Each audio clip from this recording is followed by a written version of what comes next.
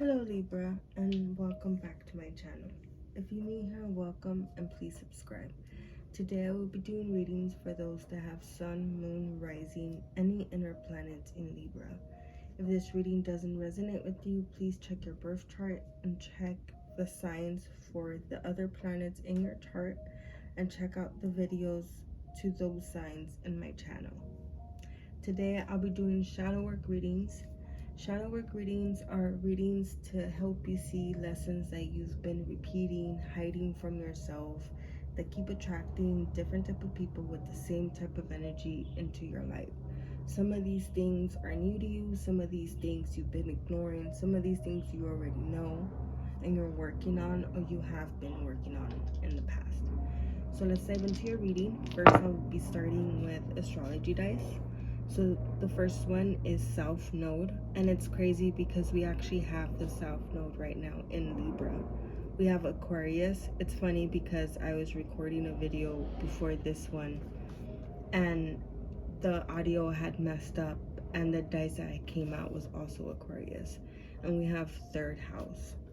Third house is about mental energy, your thoughts, how you learn, how you communicate. It could also point to your siblings. So I feel that this is mostly going to be about how you talk to yourself, especially since the South Node is here. The South Node is about your comfort place. It's about where you're more comfortable in. If you don't know where your South Node is at, I recommend that you look it up. You could Google South Node, when dates for South Node. You can also comment your birthday in the comments, and I will let you know what your South Node is in. Knowing your South Node is important because this is your comfort place and this is where you like to be at. So knowing that, you could put boundaries so that way you could see when you are in your comfort place and you could step out of your comfort place, because where we learn and where we grow and where the magic happens is outside of our comfort place. Can I please have a card for South Node and Libra?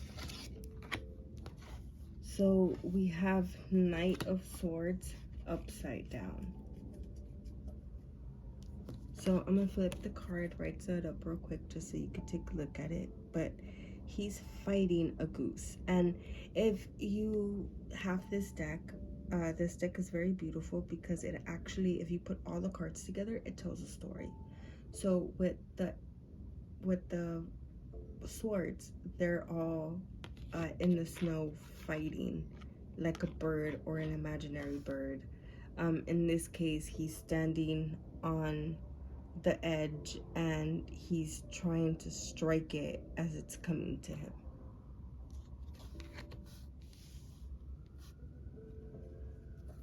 For Aquarius, can I please have a card for Aquarius? Oh, that one came flying out. We have Four of Cups. So it's crazy because with the reading that I was telling you that I did before, I actually got Four of Coins. And Four of Coins and Four of Cups are both similar. They're about holding back your feelings, holding back your emotions, holding back what you really have to say. It could either be for the peace of the other person or for the peace of yourself. It could also be because you don't know how to be vulnerable with yourself or with that person. You probably don't know that's how you're really feeling. Can I please have a card for third house? Why is the third house here?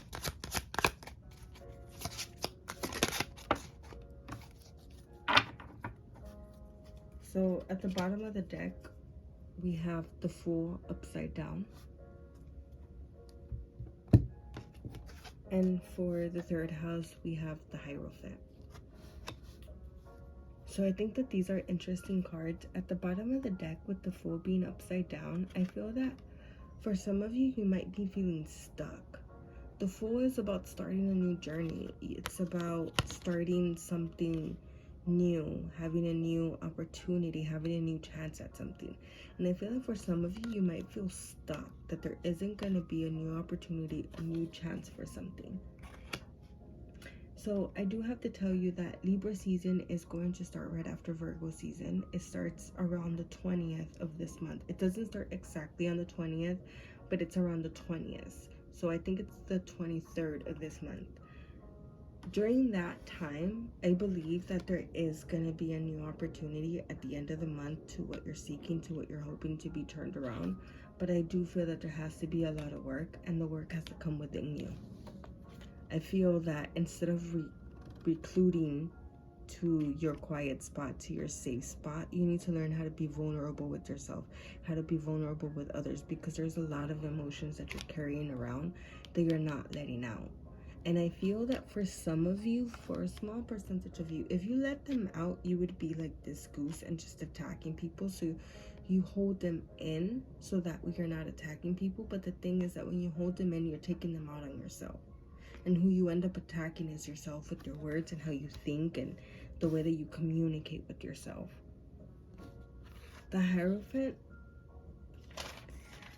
it's crazy because the Hierophant is ruled by Taurus. In tarot, the Hierophant represents Taurus, and Taurus is actually ruled by Venus, and Venus rules Taurus and Libra, your sign. So I feel that this sort of is about you, and it sort of represents you. I feel that there's a lot of learning that needs to come, and I feel that a lot of the learning that needs to come is from the way, like, you need to learn a new way to talk to yourself. You need to learn a new way to talk to others, because some of you, yes, you talk to others, you lift them up, and you're just amazing to others, but you don't offer that same encouragement, that same patience to yourself. And I feel that that's not right. And I feel that for the blessing that is to come, or for any blessing that you're going to take advantage of, I feel that one thing that really needs to be clear is the way that you talk to yourself. Because if you really do have a habit of talking to yourself negatively, you could talk yourself out of this blessing. You could talk yourself out of what God, the universe, is trying to prepare for you to receive. You could talk yourself and keep yourself on the sidelines, just sitting here waiting for an opportunity that's coming when it already passed you by, and it keeps passing you by. And I feel that for a lot of you, that's one thing that's here, is the way that you talk to yourself and the way that you talk to others. For some others of you, it's how you stay quiet and how you hold it in, and then you explode within yourself, especially if you have any placements in Virgo.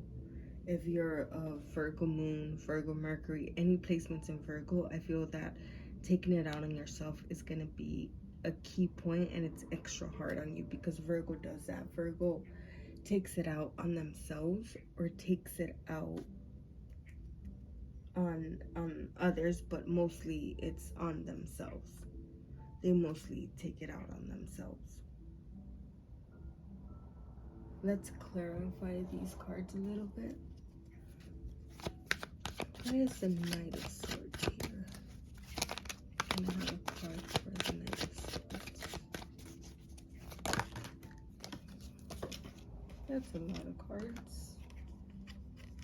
And one of them that did come flying out is intensity. So there could be a lot of intense emotions when it comes to talking to yourself. At the bottom of the deck, we have isolation, and we have courage.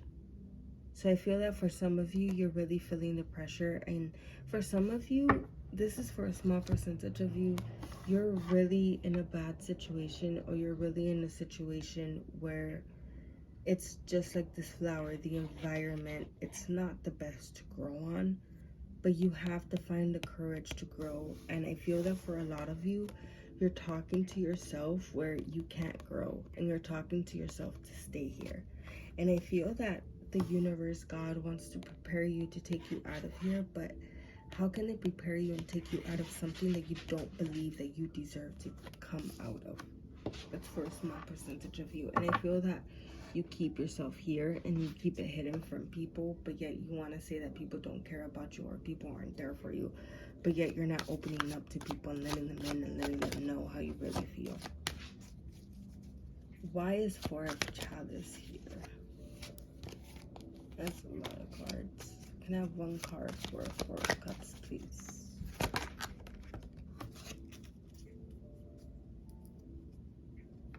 Flowering at the bottom of the deck, we have traveling for Four of Cups. So, like I said, some of you are keeping yourself stuck here and you're not moving to something new.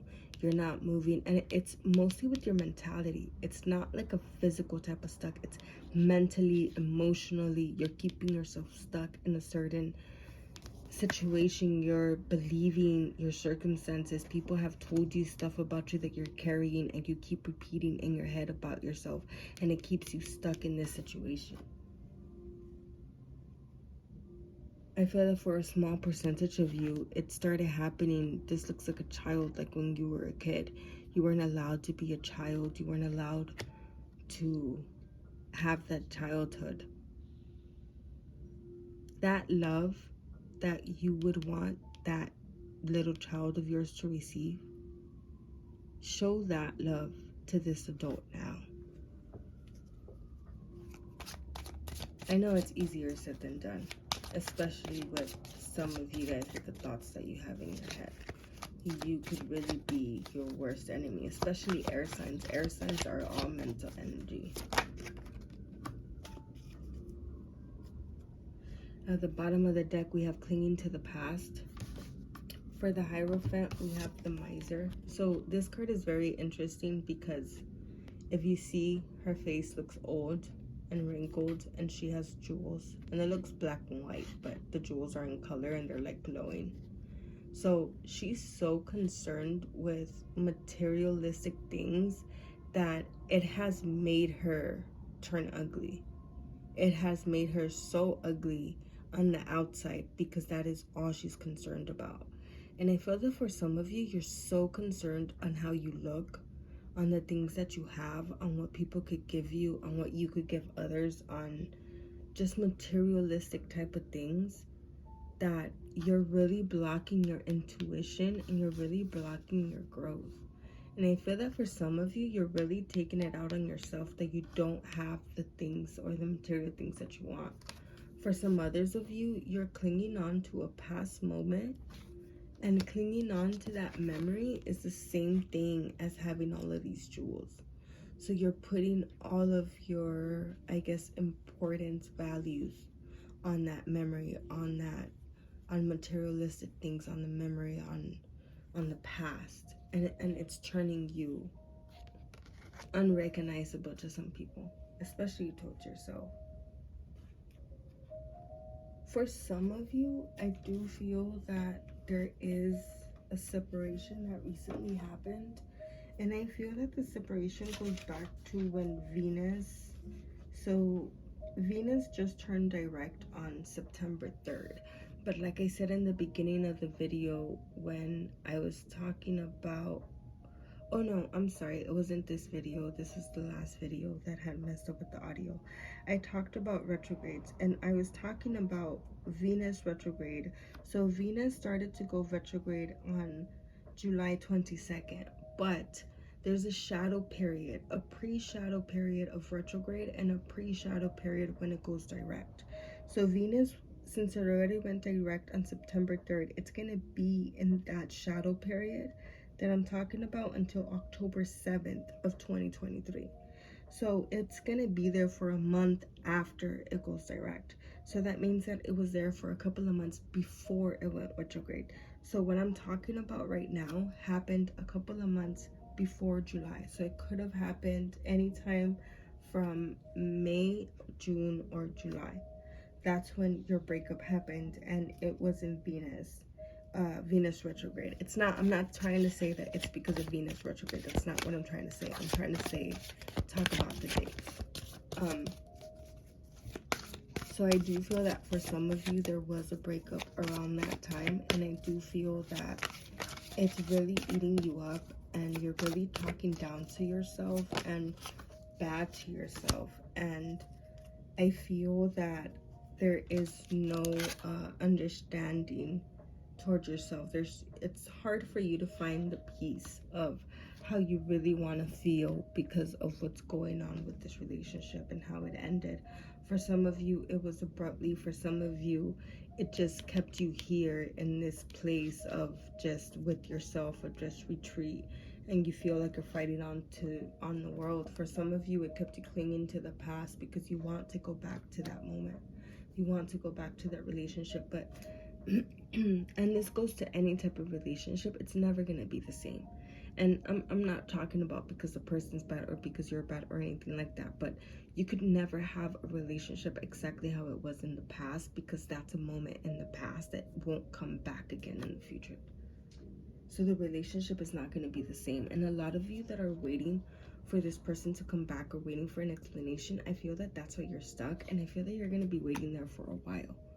Sometimes we don't have explanations, or we don't have a reason, or we don't know why things happen. They just happened, and we just have to believe in ourselves, and we have to find the courage to move forward. And I feel that for some of you, understanding what happened is something that you require to move on, and this is not the first time that you've required it to move on in a situation or in a relationship. And I feel that for some of you, you called it closure, call it whatever you want, but I feel that there's times when you're not going to have that, and you need to be okay with that, and you need to find the courage to move on without it. You need to find the courage to let go of not having an explanation, not having an apology for something that happened. Let go of that anger. Because what ends up happening is that anger is eating you up alive, and you start attacking yourself, or you start attacking your inner child that's inside. And I feel that for some of you, you've been attacking your inner child, and it's not just this relationship. It's not just how this relationship ended. This is probably a pattern that has happened from the past, and you've been attacking your inner child, and you haven't dealt with it in therapy, or you haven't actually put in the work to deal with it. If that is something that you're going through, I recommend a book called The Body Keeps the Score.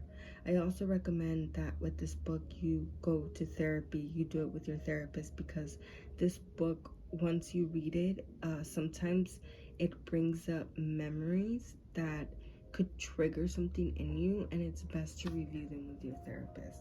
But that book has really been a life changer for me. It has really shed a lot of light to my trauma, and shed a lot of light to how my body holds it in, and how I react, and my triggers. And I feel that for some of you that have been in this pattern type of relationships, this is something that could really help you.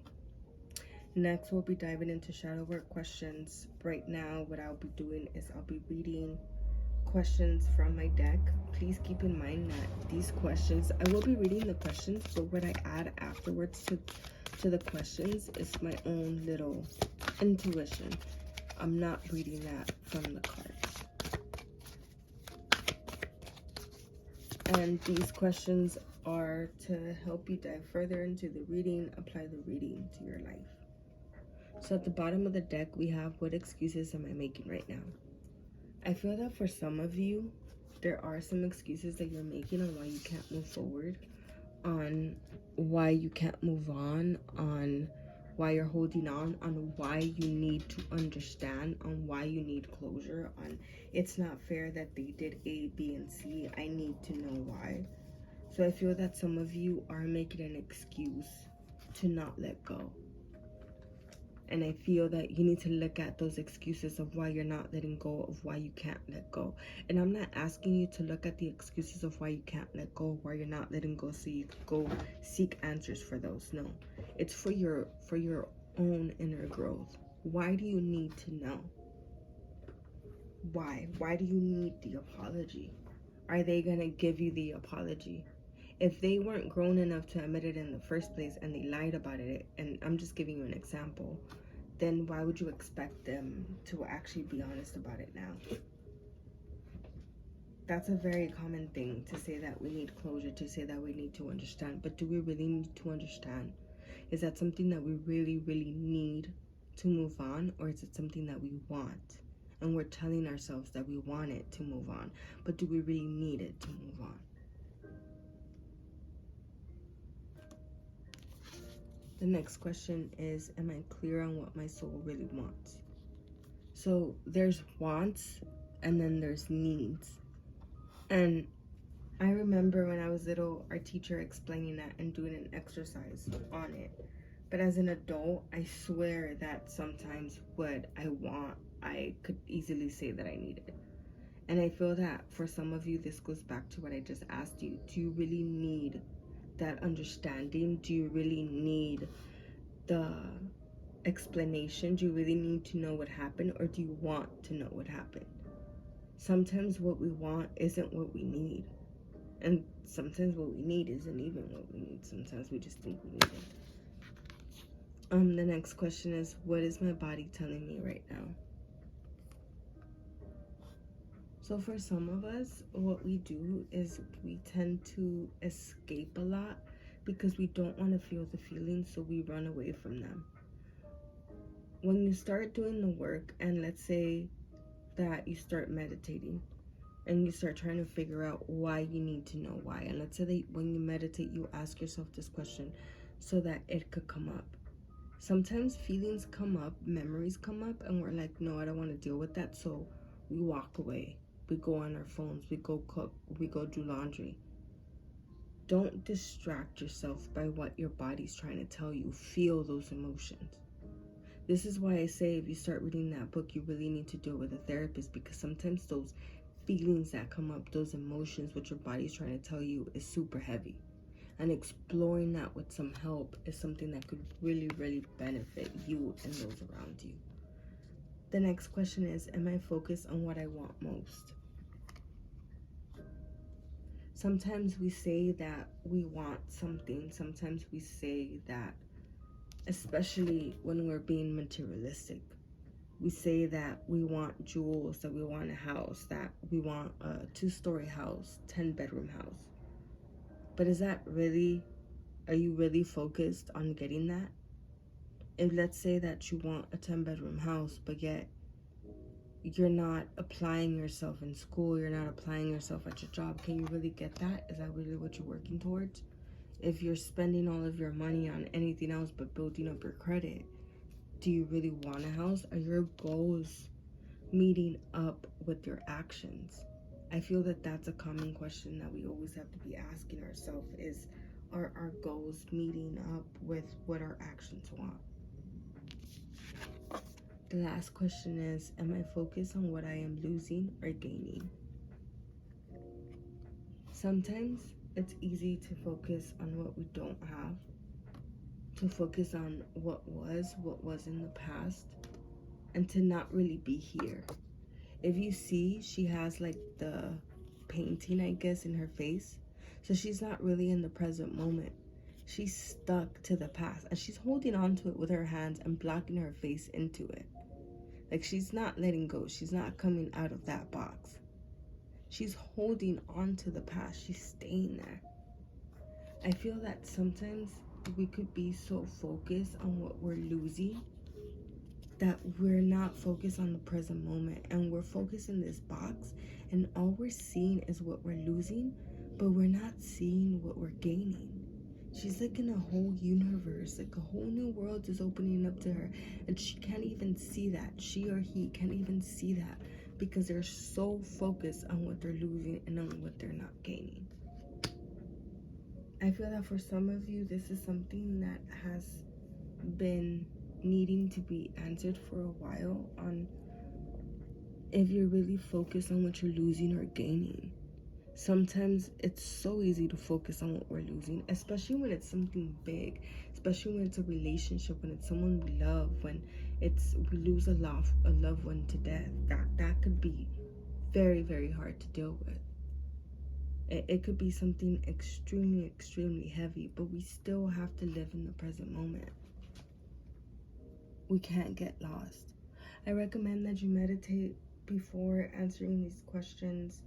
Write them down, sit with them for a while. Don't force the answer to come to you. Just let it come to you and just meditate with them. A meditation that I always recommend is just sitting there and just feeling your feelings with these questions. Don't even answer them. Just ask yourself and just see what feelings come up first. You're more than welcome to write down what feelings come up first. I recommend for you to have a journal and write down the question. See what feelings come up first. Write those down. And see what answers you come up with. What new things you discover about yourself. If you try that, please let me know in the comments how it went. Please let me know in the comments how this video resonated with you. If you would like a personalized paid reading, please email me. My details are in the description box. I'm also on social media where I offer a lot of free readings. You can look for me on there. My details are in the description box. I'll see you next week, Libra.